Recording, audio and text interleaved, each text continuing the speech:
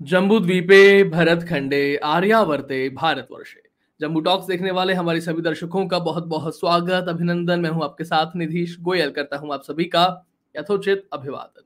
आज लेकर के आए हम आपके लिए फिल्म विक्रम वेधा का रिव्यू, क्योंकि हमारे दर्शक लगातार हमसे डिमांड्स कर रहे हैं कि आप जो है वो मूवी रिव्यू भी करें, इसलिए वो हमने शुरू कर दिया है अब। तो मैं आपसे पहले ये कहना चाहता हूं कि जीवन में किसी भी चीज की जो जरूरत होती है सबसे ज्यादा, वो है विचारों की स्पष्टता, that is clarity of thoughts. क्योंकि अगर ये आपके साथ में है तो आप कुछ भी कर सकते हैं, अदरवाइज नहीं। मैं किसी भी मूवी को इसलिए नहीं देखता कि वो इंग्लिश फिल्म का रीमेक है या किसी साउथ इंडियन फिल्म का रीमेक है या प्रेरणा पा करके बनाई गई है या वॉट एवर। मैं जब फिल्म को देख रहा हूं तो मैं उस फिल्म को देख रहा हूं, that is the only point. इसीलिए मैंने कहा द क्लैरिटी ऑफ थॉट्स। जब मैंने विक्रम वो वेधा देखी, मैंने इस एंगल से बिल्कुल नहीं देखी कि किसी फिल्म का रीमेक थी या नहीं, तो उससे मुझे मतलब होना भी नहीं चाहिए। और क्यों मतलब हो, वो उनकी टेक्निकलिटीज है कि आपने किसी गॉडफादर का या किसी और फिल्म का रीमेक बनाया है, ये आपकी समस्या है, मेरी नहीं है।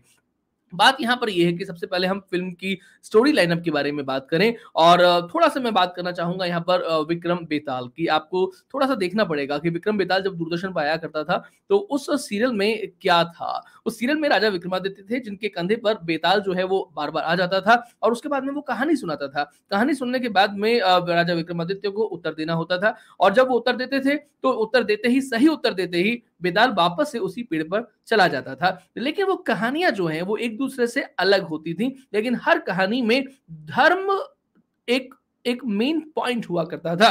धर्म के नाम पर अधर्म को जस्टिफाइड नहीं किया जाता था। इस विक्रम वेधा फिल्म में कहानियां तो हैं, क्योंकि एक विक्रम जो सैफ अली खान के तौर पे, पुलिस इंस्पेक्टर के तौर पे नजर आया है, उसके कंधे पर एक अपराधी के तौर पर ऋतिक रोशन, जिसका नाम है वेधा, वो टंगा रहता है, कहानियां सुनाता है हर बार लगातार। लेकिन उन कहानियों में होता क्या है? धर्म के नाम पर अधर्म को जस्टिफाइड करना।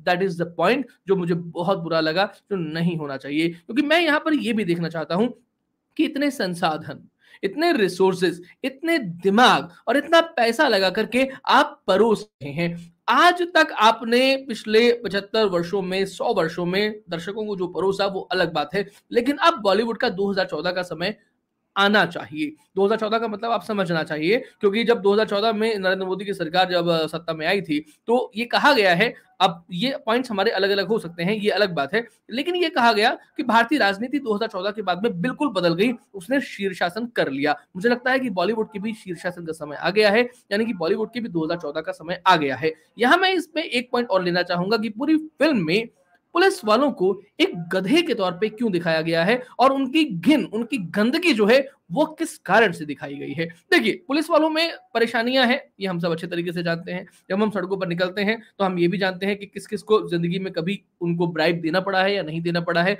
और हम ये भी जानते हैं कि साध्वी प्रज्ञा ठाकुर के साथ में किस तरीके की अमानवीय हरकतें उन्हीं पुलिस वालों ने की थी। लेकिन साथ साथ में हम ये भी जानते हैं कि यही पुलिस वाले होते हैं जिन्हें अशोक चक्र प्राप्त होता है, जिन्हें शौर्य चक्र प्राप्त होता है। ये जब आर्मी में जब लोग जाते हैं उन्हें परमवीर चक्र और महावीर चक्र भी प्राप्त होता है। समस्याएं कहाँ नहीं होती। यही पुलिस वाला एक था जिसके कारण से, जिसने अपना जीवन बलिदान करके भी मुंबई जो हमला हुआ था उसके आतंकी अजमल कसाब को पकड़वाया था, जिंदा पकड़ा था। उनका नाम था अमर बलिदानी तुकाराम ओम्बले। तो ऐसे में क्या आज के समय में आपकी जिम्मेदारी ये है कि आप पुलिस की घिन जो है, उनकी गंदगी जो है उसको समाज के सामने लेके आए, क्योंकि फिल्में तो समाज का आईना होती हैं। तो समाज के आईने के रूप में आप पुलिस वालों की गंदगी सामने लेकर के आए, या फिर आप किसी गैंगस्टर की, किसी अंडरवर्ल्ड माफिया की, किसी ड्रगी की, उसकी स्टोरी लोगों के सामने लेकर के आए और उसकी गंदगी जो है वो लोगों को वैसा ही बताएं। लेकिन वो आप नहीं कर पाते। आप हसीना पारकर बनाते हैं, आप गंगूबाई काठियावाड़ी बनाते हैं, आप हाजिर मस्तान पर once upon a time in Mumbai और उसके बाद में उसका एक और वर्जन भी बनाते हैं, और इन सब में आप उनका मानवीय पक्ष जो है वो उजागर करना चाहते हैं। उनकी गंदगी जो है वो आप नहीं दिखा पाते, उनसे आपको डर लगता है। और यहां पर जो लोग आपकी सुरक्षा के लिए सन्नद्ध रहते हैं उनका आप मजाक बनाते हैं, उनका आप मजाक उड़ाते हैं।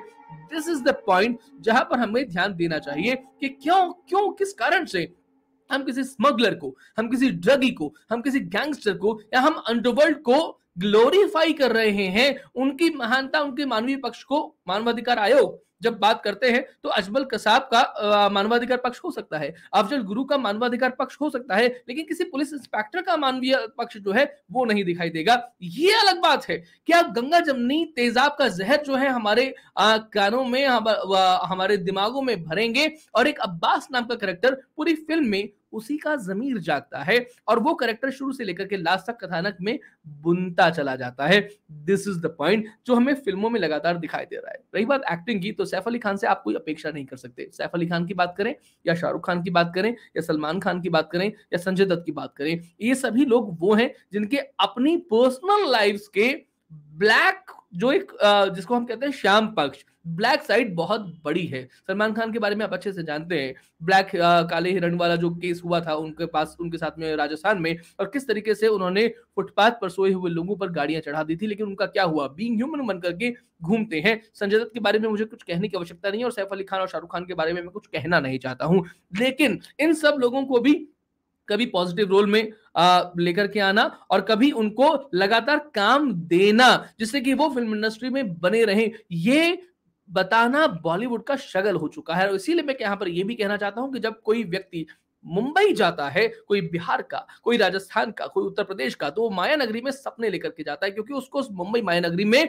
एक हिंदुस्तान, एक भारत दिखाई देता है। लेकिन जब वो वहां जाता है तो देखता है कि वहां पर एक भारत नहीं है, एक परिवार है। उस परिवार में चोपड़ास हैं, उस परिवार में जौहर हैं, उस परिवार में खान्स हैं और कपूर हैं, और यही घूम फिर करके आपको दिखाई देंगे। एक सामान्य सा व्यक्ति एक बड़ी फिल्म में कास्ट हो जाए, अगर वो कार्तिक आर्यन हो तो उन्हें बर्दाश्त नहीं होगा, अगर वो सुशांत सिंह राजपूत हो तो उन्हें बर्दाश्त नहीं होगा, उन्हें लेना ऋतिक रोशन को होगा या फिर सैफ अली खान को होगा, चाहे वो जमे या नहीं जमे। सुपर 30 एक फिल्म आई थी जिस फिल्म में ऋतिक रोशन ने एक्ट किया था, आनंद कुमार जी जो बिहार के और जिन्होंने बहुत अच्छा काम किया, उसका उनका एक्ट किया था। It was an inspirational story, लेकिन इंस्पिरेशनल स्टोरी के साथ साथ में ऋतिक रोशन की थोड़ी मेहनत भी वहां पर दिखी थी, इसलिए उस फिल्म को अच्छे क्रेडिट्स भी मिले थे। ये अलग बात है कि अपने एक्सेंट के साथ में या अपने लुक्स के साथ में ऋतिक रोशन आनंद कुमार जैसे लगे या नहीं लगे, लेकिन अगर आप लखनवी अंदाज के एक ठेठ गैंगस्टर के रूप में एक स्टाइल मैन ऋतिक रोशन को लेकर के आएंगे, और वही स्टाइल, वही एक्सेंट जो ज्योग्राफिया वाला सुपर 30 में इस्तेमाल किया गया था, उसी को भी यहां पर कॉपी करना चाहेंगे तो साहब कैसे चलेगा। And this is the point. दूसरी एक बड़ी बात जो मैं यहां पर कहना चाहूंगा मनोज मुंतशिर के बारे में, मैंने कहा 2014, और मैं आपको यहां पर यह भी बताना चाहूंगा, आप जानते भी होंगे क्योंकि 2014 के बाद में बहुत सारे लोगों ने अपनी दशा और दिशा जो है वो बदल ली है। आज मुझे इस बात से एतराज नहीं है कि मनोज मुंतशिर बहुत अच्छा काम कर रहे हैं, उन्होंने निर्दोष थे राम जैसा वीडियो बनाया, और उसके अलावा उन्होंने अकबर की सच्चाई सामने लाने वाले भी वीडियोस बनाए, लेकिन इस फिल्म के डायलॉग्स जब आप लिखते हैं, किस कारण से लिखते हैं, आखिर वो कौन सा कारण है जो आपको विक्रम वेधा जैसी फिल्म की डायलॉग्स लिखने पर मजबूर करता है? कौन सा ऐसा पॉजिटिव एंगल आपको यहां पर दिखाई देता है?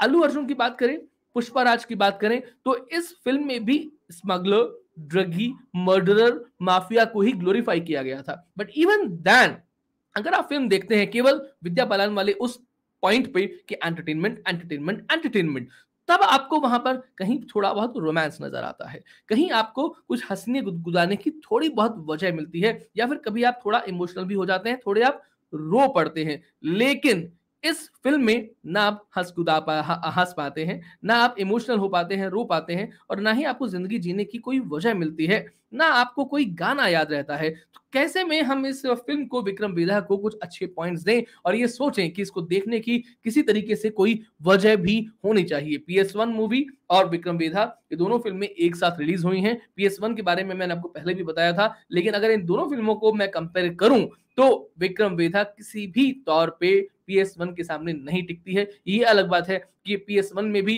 इतिहास, उपन्यास और एजेंडा का जो जहर है वो भरा गया था। समझ में किसको आता है और किसको नहीं आता, ये पूरी तरीके से दूसरी बात हो जाती है। तो आज की वीडियो में इतना ही। अगर आपको हमारा ये प्रोग्राम अच्छा लगा है या एपिसोड अच्छा लगा है तो अपने कमेंट्स करके हमें जरूर बताइएगा। आप हम हमसे जुड़ सकते हैं, हमें लिख सकते हैं इस मेल आईडी पर, अगर आप करना चाहें हमें सहयोग तो आप हमारे चैनल के मेंबर बन सकते हैं, और मेंबर बनने के साथ साथ में आप हमें कंट्रीब्यूट भी कर सकते हैं। आज के कार्यक्रम में इतना ही। चैनल को सब्सक्राइब करें, वीडियो को लाइक और शेयर जरूर करें, और आपको अच्छा लगता है तो हमारे साथ में सहयोग करें। नमस्ते, जय हिंद, जय भारत, वंदे मातरम।